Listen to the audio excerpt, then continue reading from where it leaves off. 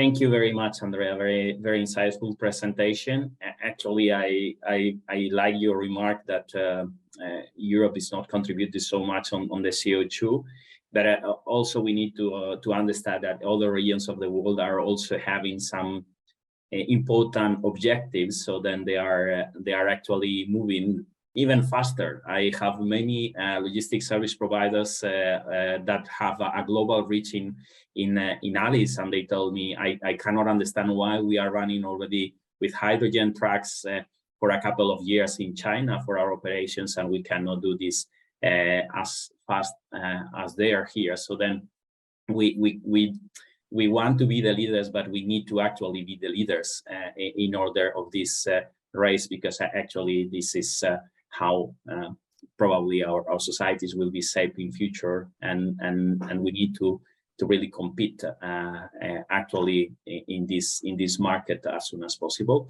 Next to this, I would like to introduce Tiziana Dell'Olmo and Daniele Caffarengo, that are two officers representing two different directorates of Regione Piemonte.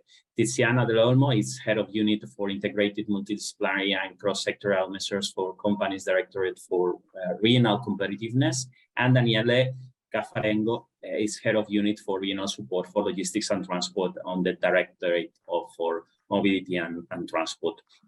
So the floor is yours, and then for all participants, please share your questions over the chat. If we have time, we will address them later, and probably I also would appreciate the speakers can address the questions over the chat as well. So then, Tiziana, Daniele, the floor is yours. Thank you, Fernando, for this introduction, and good morning to everybody.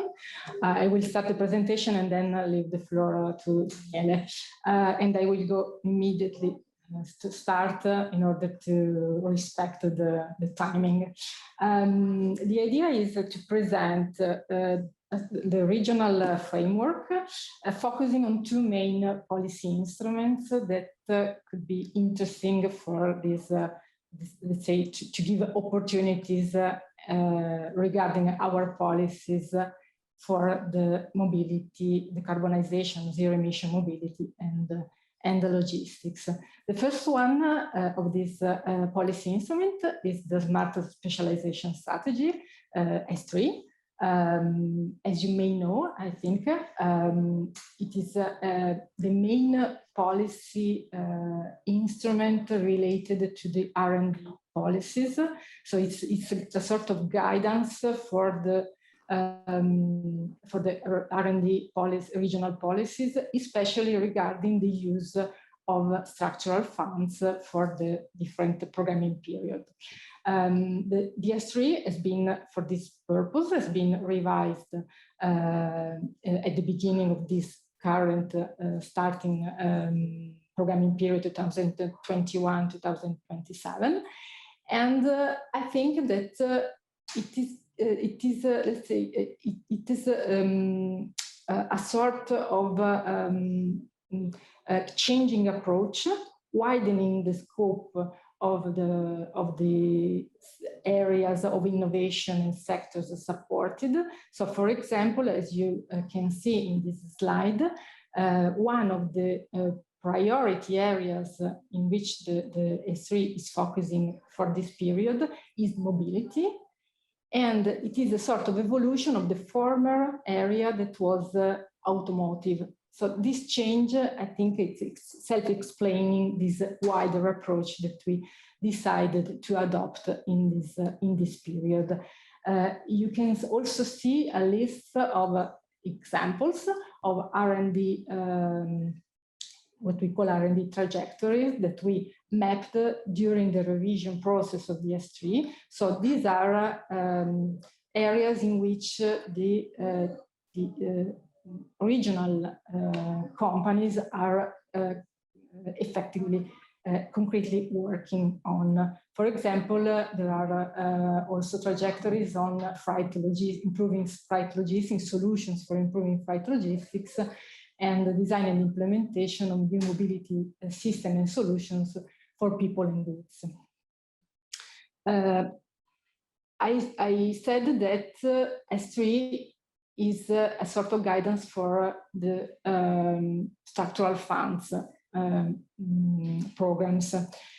And this is the slide that shows what is the allocation of funding for R&D in the current period, current 2001-2027, that is roughly 250 million euro for R&D to implement, to fund projects, collaborative or anyway, different kind of R&D projects to implement S3, so including mobility and the R&D trajectories that I have illustrated before.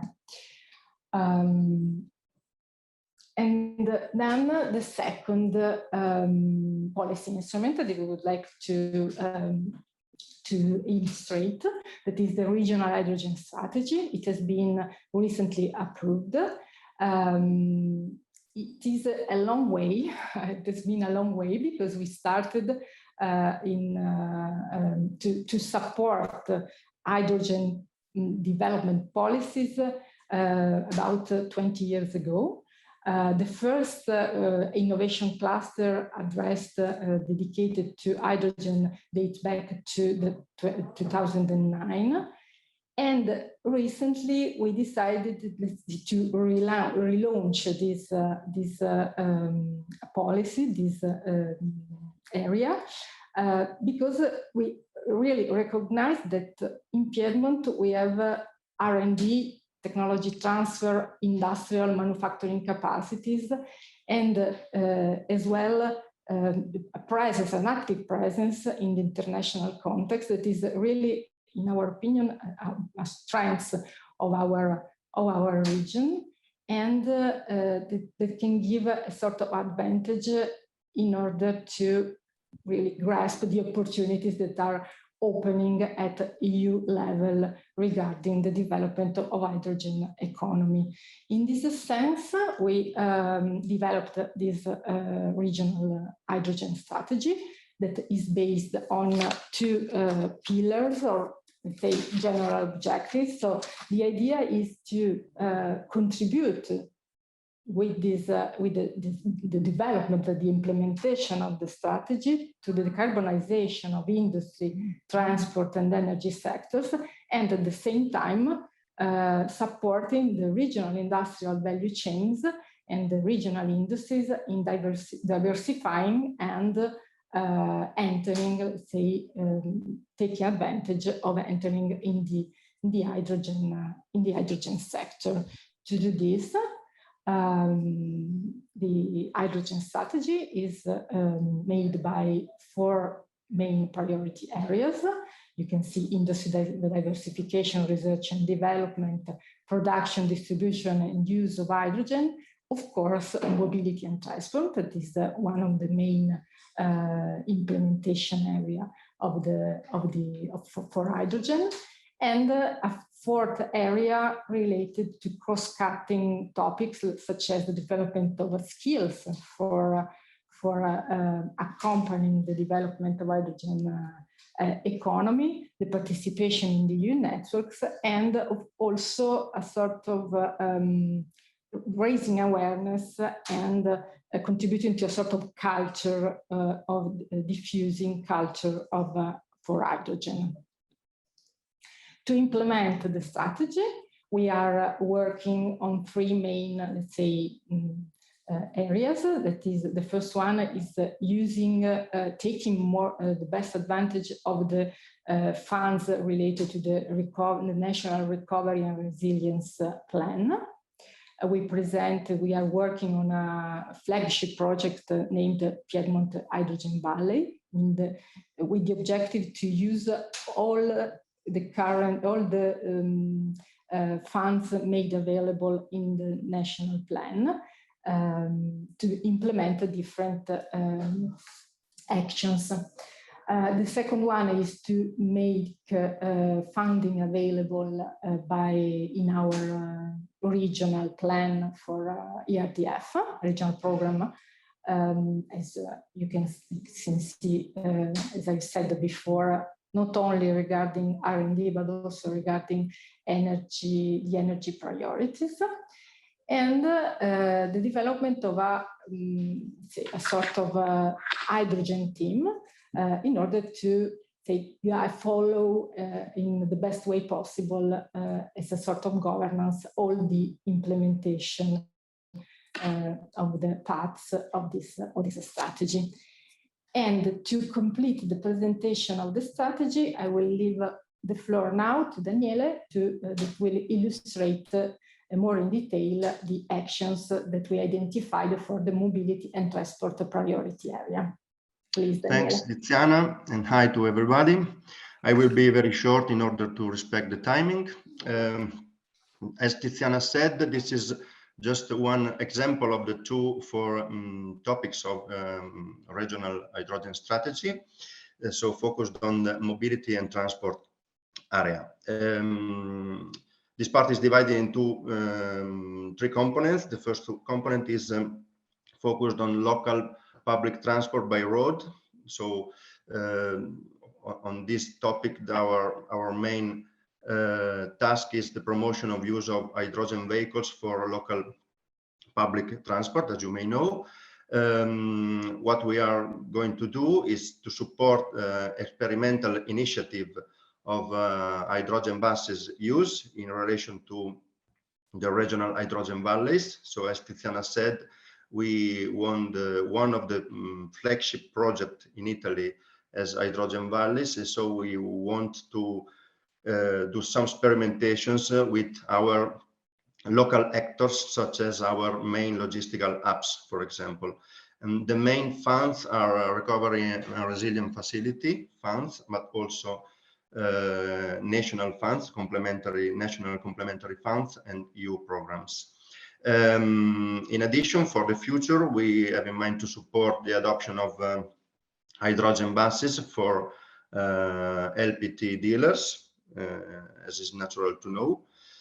But also we have in mind to do some non-structural measures. So, for example, the coordination and integration of the actions within a regional plan for people mobility, and also in cooperation with the transport section of regional plan for air quality. So we are also performing this coordination of planning tools in our territory.